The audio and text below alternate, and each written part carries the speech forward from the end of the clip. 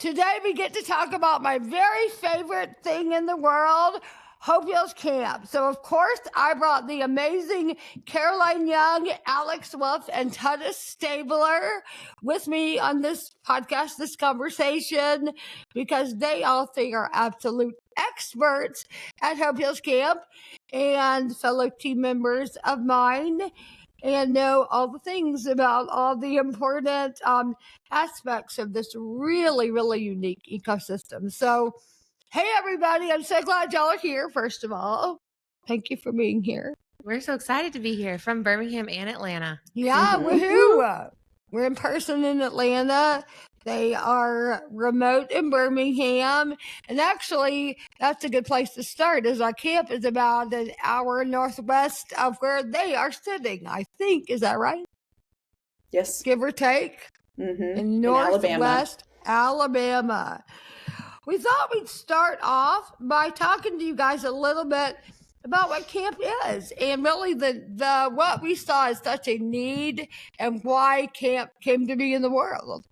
And essentially, it's so interesting. Throughout years of living with disability, I hardly even saw myself as being in the disability community, which is so funny now because I'm decidedly in it. But it took a long time to get there. But once I was able to get there, it felt extremely isolating to feel very much alone. And like my kids weren't going to grow up seeing other families with disabilities. And if I wanted to go have some experience, I would be going alone. Or if my kid had some sort of disability, they would be going to camp alone. And there's not a sense of a place to go for a family where somebody has a disability that would be for an entire family system. So that was always kind of on my heart, is we need something. There's got to be like some sort of special conference, I don't know, rally the crowd. Also, I very much wanted camaraderie and relationship with other folks who were maybe dealing with disability, but more just suffering, acutely suffering, and very much a place where that was just more okay to talk about and share and live into.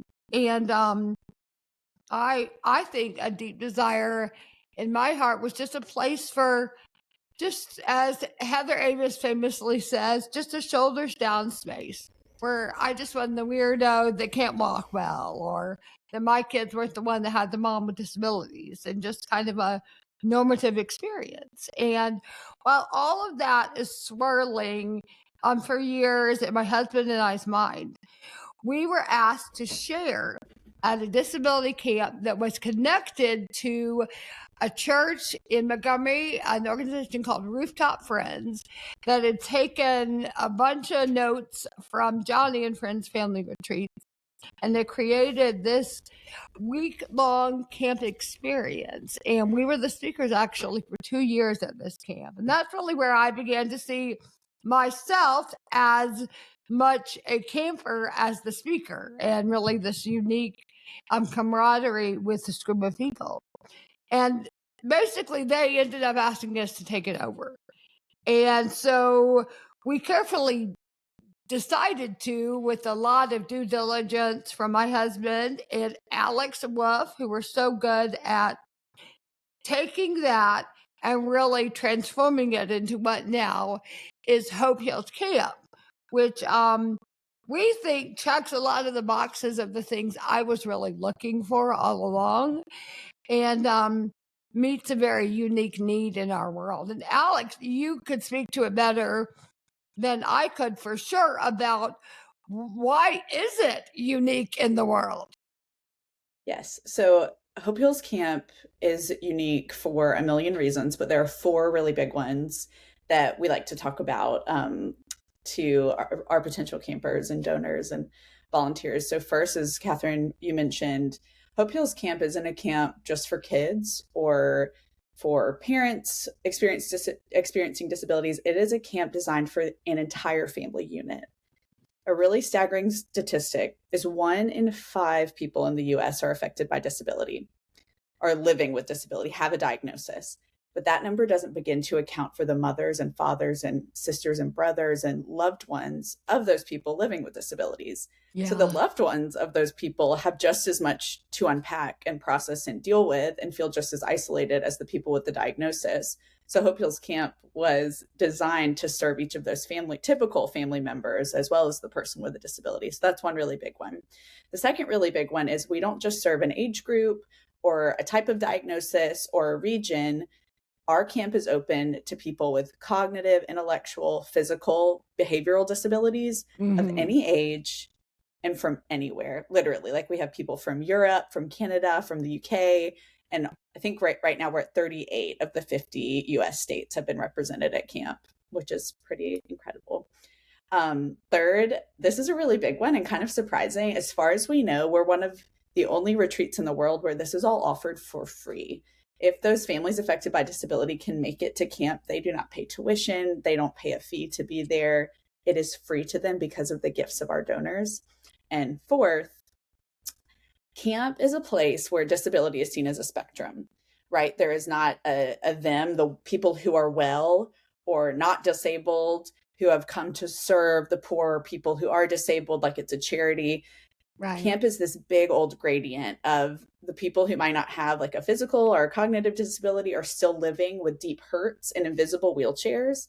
And that is informing the way that they're interacting with our campers who might have more literal or diagnosed disabilities. And so we say that the lines are blurred there, and we have a mutuality of ministry where the campers with disabilities are serving and adding value to the lives of the people without disabilities just as much as the reverse. And so those are 4 reasons why Hope Heals is extremely unique in the world, or we think it is at least.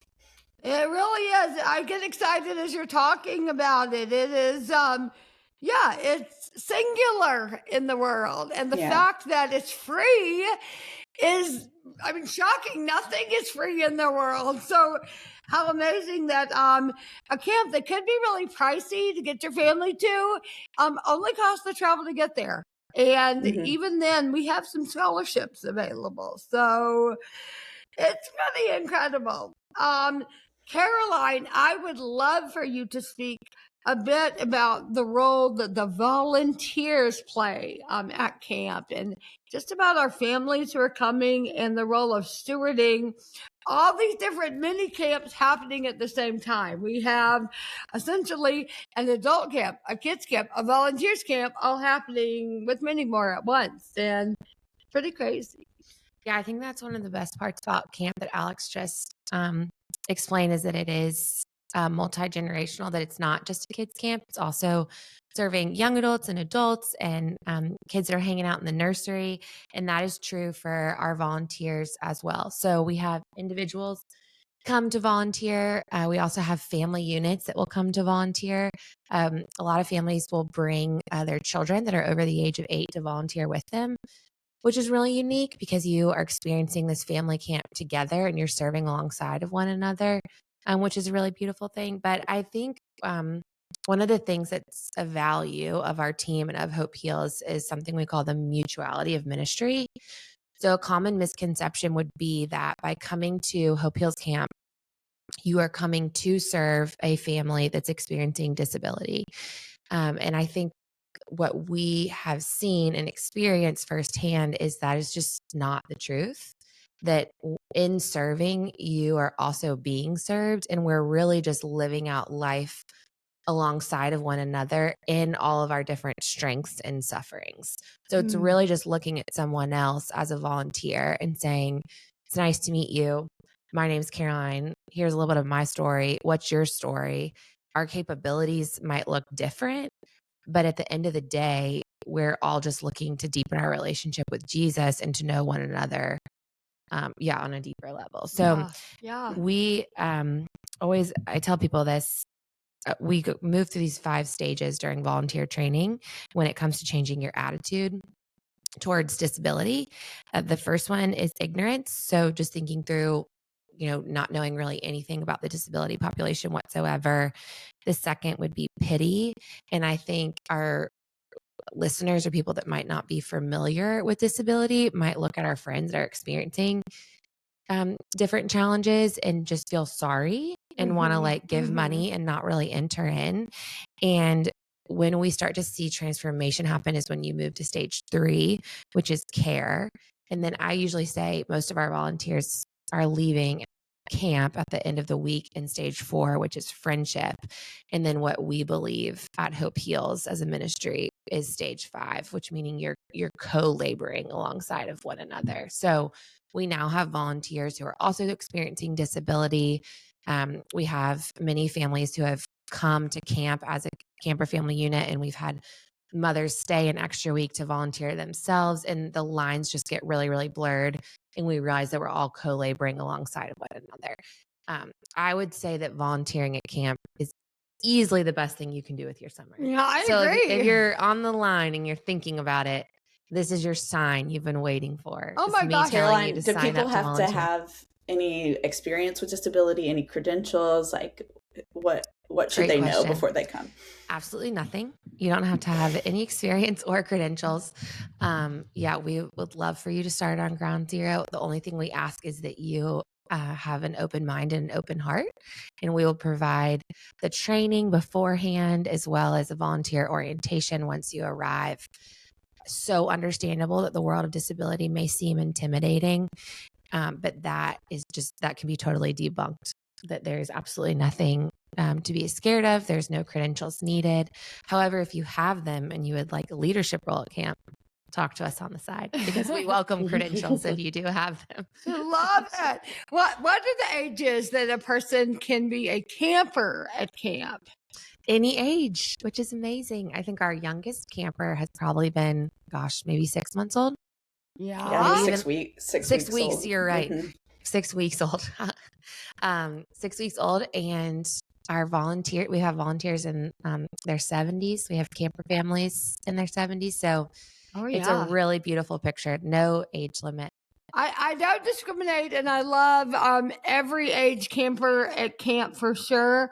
But something about the aging parents bringing their 40, 50-year-old child just that has disabilities just has my heart in such a unique way. And it's so beautiful to see just the freedom the aging parents get to take a deep breath, and it's glorious. I also want to just add a caveat too for anyone who might be listening, that you are not exempt from applying. Like your child might have been diagnosed 2 months ago with something, and you're not even fully well versed in what that diagnosis may look like. There is a place for you at the table. Like, I think that Katherine, like what was so poignant in you and Jay's story is that you were almost a little bit stiff arming this community of like, if I enter into this, then I'm admitting that my life looks different than what I thought it was going to look like. Yeah. And that is so understandable. And I just think about so many couples and young families who have come to camp really, really hesitant and thinking like, but our diagnosis might not be a physical disability or it might not be permanent. Correct. It might be temporary. And what I love so much about what Alex said about it being so unique in the world is that there's no restrictions. Like there truly is a seat at the table for each and every person. And you don't have to have all the answers about what it looks like to be a family living with disability yet, if that's not where you're at in your journey. I know everyone asks, so like, what are the how do you say that? Like, what are the reasons people can't come? Like, how do you keep people out? And we're like, we don't. That's kind of the point. Disability is excluded all the time in all the ways. So we break down all the barriers of no, come. If you identify as having a disability, you are invited to come. It's not only the certain diagnosis or the certain level of, needing this experience. No, it's for everybody. One more thing on that. I had one family call me this week who were like interested in applying, but they told me, we fear that our story's too hard or our child has too many medical complexities. And so we just don't feel as if we're a candidate. And it was a joy to explain to her, like, we will move heaven and earth to make this place accessible for you and your family. So please apply. Like, your story's not too hard for us. Oh yeah, no. We had an ambulance come to every week of Hope Hills Camp this past July. So that level of medical fragility is happening, and it works. Bring it. Nobody's scared of tough stuff. Amen. Tada, I would love for, Tada, I would love for you to speak to a few of our programming highlights. Hope Hills Camp has so many just incredible elements and moments and touches and panache. So I'd love for you to share some of those as our programming queen. Woohoo! Hope Hills Camp is amazing because we are just truly giving respite for your soul, but we're also having a ton of fun. So some of the things we get to do are hopefully things that you and your family might not be able to do in your community, and we try to bring the fun to you. So we get to have foam parties. We have Christmas in July. I'm trying to think of some of the other really fun things we get to do. Oh my goodness. Some of our fun activities. Some that I've no doubt talked on here before, like the talent show. Talent show. The Luke Spa 14 day. banquet. Spa day. You think like we invite the older women in camp, the young adult and adult women in camp to go to spa day, and they might not have a chance to get their hair cut throughout the year. So we're bringing in hairstylists to cut their hair and people to paint their nails and an ice liqueur. I think, Caroline, you told that story last summer about the woman with the ice in her cup at spa day. Do you remember that? Mm-hmm. I was giving a back massage because we provide first-class treatments at spa day at Hope Hills Camp. And a mom looked down at her iced water and said, I don't remember the last time that I started and finished a drink while it still had ice cubes in it. Because she was a mother to a child experiencing disability, and she obviously gets pulled in 100 different directions a day. So really what we might think is simple but beautiful moments of respite taking place during the programming. Mm-hmm. That is our ethos is families with disabilities are getting the dregs in so many places, at school, at church, in public life. They're either forgotten altogether or they're given the leftovers. And so we want to bring them together in this place that not only is everything done to the most excellent level that we can provide, the details matter. The iced drinks matter. The back massages matter. The haircuts matter. The color of the flowers in the room matter. The twinkle lights matter. This isn't just like slapped together bare bones charity cutting every corner. This is providing the first and best of what we can give because we think they deserve it, and we want to reflect God's love for them and his care for them back in the smallest little earthly way that we can.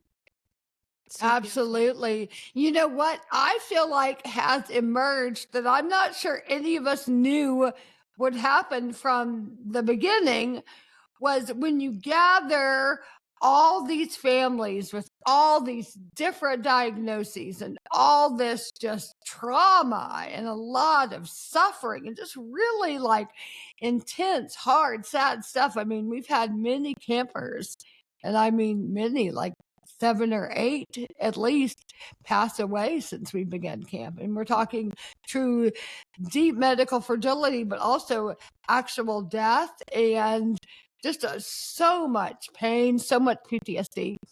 So when you gather all these folks, you assume surely this is going to be so depressing and really just tragic and like a week-long like sob fest and like the ultimate true bummer of all time. And instead, it's like this radical joy and electrifying camaraderie that you feel like all these people finally get it. Like, we're all living on the edge. Everything is not okay. It's not going to be okay necessarily this side of heaven. Like, it's really rough and we're falling apart. And you know what? We got here and that's all we got.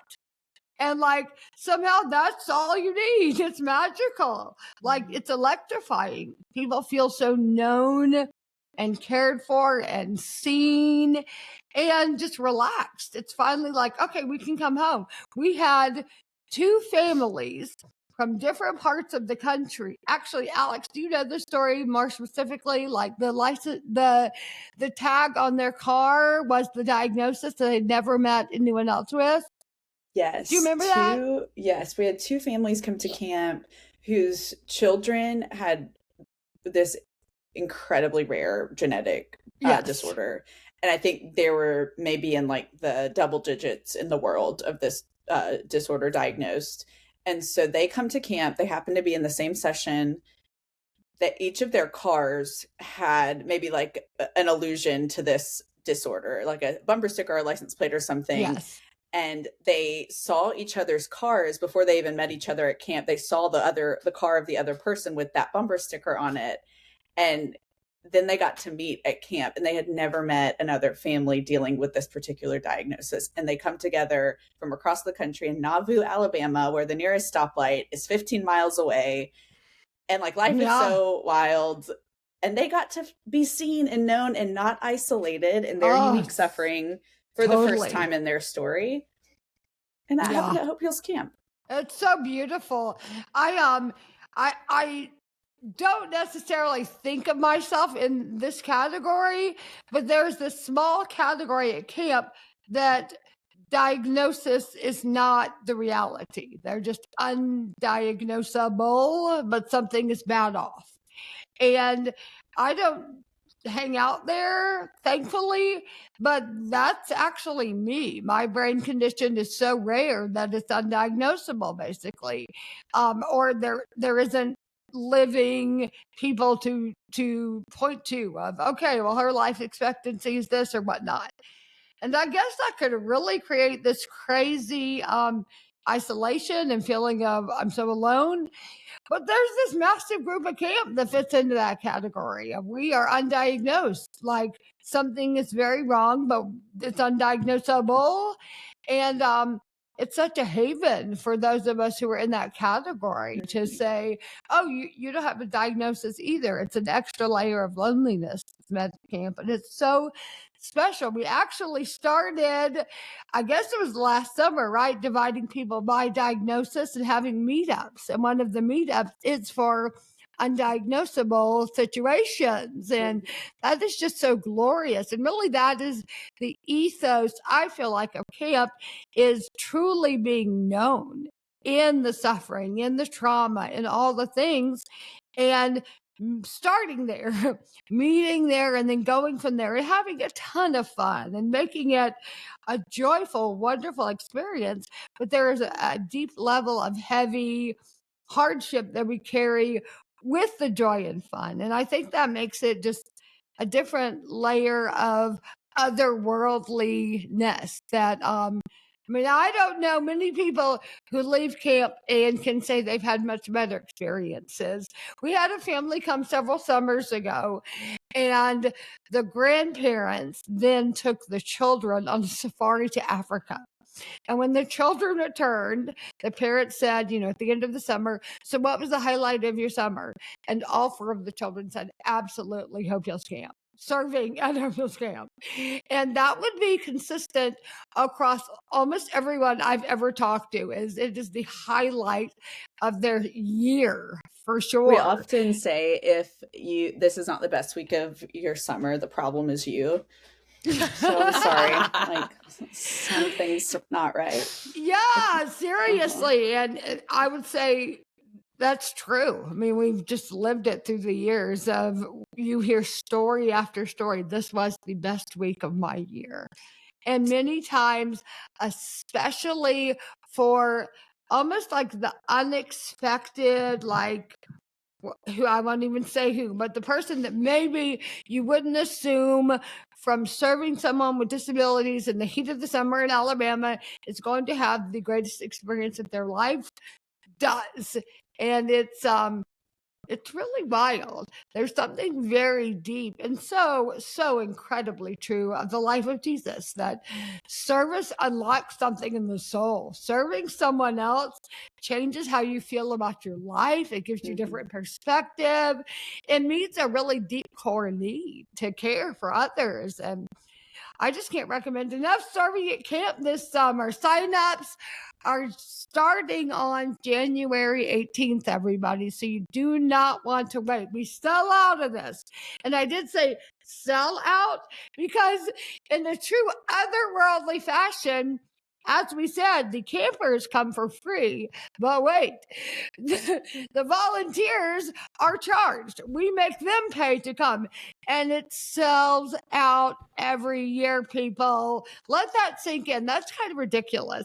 People can pay to sweat it out in Alabama in the summertime for people with disabilities. I mean, if you wrote this on paper, you kind of be like, no, that would never work. And it works. It's a thing. So I think, come on out. Give us the big bucks. And if you can't get to Alabama, consider putting money behind this operation. It's not free. We have to raise a lot of money to make this happen. And so far, so good. But we need you to consider partnering with us in this work. T, what could a family expect? Would they be experiencing camp alongside of one another all day during programming? Would they be split up? If a young adult was coming with a friend, what would some of the different tracks look like for a first-time camper family or individual? That's a really good question, because we are a family camp, but that does not necessarily mean you're going to be operating as a family unit all day unit. Amazing. Awesome. I guess, Al, and we can edit this out if it's not something you want to include, but I would love to hear part of what is so unique about Hope Hills Camp is these special electives in the afternoon. We have glorious offerings that are entirely optional, and I'd love to hear about a few of them if you wanted to share, because they're just so cute. Yes, the electives are some of my favorite parts of camp. So every afternoon, we give our campers and volunteers some free time where they can totally choose to go take a nap and like chill out. Or we have this whole lineup of really special electives every day. Some examples of those electives are this year we had representatives from United Healthcare came in and helped families navigate their special needs diagnosis journey from an insurance point of view. So we have educational workshops like that. Then we have honestly just kind of fun stuff, like we bring professional painters in who guide you in painting your own piece of artwork. We have cooking workshops about healthy and simple cooking recipes that whole families can enjoy. We have adaptive exercise classes like yoga and Zumba that you can do standing up or from a wheelchair if you're a wheelchair user. So we have creative stuff, we have educational practical stuff, and everything in between. And it's so fun. We kind of started doing this several years ago. It was like maybe a few people will come to those if they aren't interested in a nap. And now they have turned into this whole this whole part of camp that we dedicate a lot of time and investment in. And we depend a lot on the donated time of experts in different fields who so generously come and give these really, really unique offerings in their area of expertise. And it's a delight to see. And there's already some really cool people whose names are widely known, if I were to say them, coming to do electives this summer. Yes, we will just tease that. We won't name any names. You'll have to come join us at camp if you want to see some of these heavy hitters and experience their content. A really cool thing too is volunteers, you are still in a serving role in that free time. So if your camper family that you're paired with, needs something in the afternoon, your first responsibility is to them. But none of these offerings are exclusive to campers. So we've had Jess Connolly do several sessions on processing body shame and breaking free from it. And if you're a volunteer, you can come take advantage of those resources. And it's incredible. Absolutely. It's a glorious part of the whole ecosystem of camp, and such a beautiful picture of the mutuality of ministry as we're all learning. I was in that panel this year with Jess and Breaking Free from Body Shame, and there was as many volunteers as camper women just linking arms and learning and growing together and experiencing different levels of freedom from all types of body shame. And it was a glorious hard. What's good in your experience camp? Okay. Okay, ladies, in the world of camp, I would love to hear what's good in this experience, what's hard in this experience, and how do we all live in this tension in these experiences? I can kick us off. Go for it. I think the good is the privilege that it is to know families, especially when you come summer after summer. There's just like a deeper level of friendship that is gained by experience. And with that comes carrying the really hard things alongside those families. So I just think of two instances. We lost a camper this year, and honestly, like watching their family and thinking about the brothers that lost their brother is heartbreaking. And I think that alone can be really intimidating to some people, to say, like, I don't know if I could handle like the level of pain and suffering that could come with knowing families that have medically fragile children. And the good in that is that I had the privilege to know and love John Stone, and that like this summer at the dance party, he and I got to cheer on his mom and dad doing a silly dance called the church clap. And I wouldn't trade that for anything. As painful as it was to lose him and think about his brothers losing their brother, is such a beautiful picture of how Jesus doesn't turn away from our own pain and suffering. And yeah, I think, again, like good and hard. I've had a conversation with a friend, Sarah, who was telling me about how difficult it can be when people don't understand what she's trying to say. And I truly had nothing to say back to her in that moment except for cry with her and say, like, that is so frustrating. Like, I truly am sitting here with you in that frustration of just feeling so helpless. And as painful as it was to acknowledge that that's something she's walking through, again, the goodness of, of knowing her and knowing her story, and then me feeling freedom to tell her some of the hard things in my own story in that moment were so special. I remember my first summer working at Hope Hills Camp. I had lost my dad 9 months prior, and I was obviously still deeply grieving. And I was coming to camp for the first time, and I was coming as a staff member as well.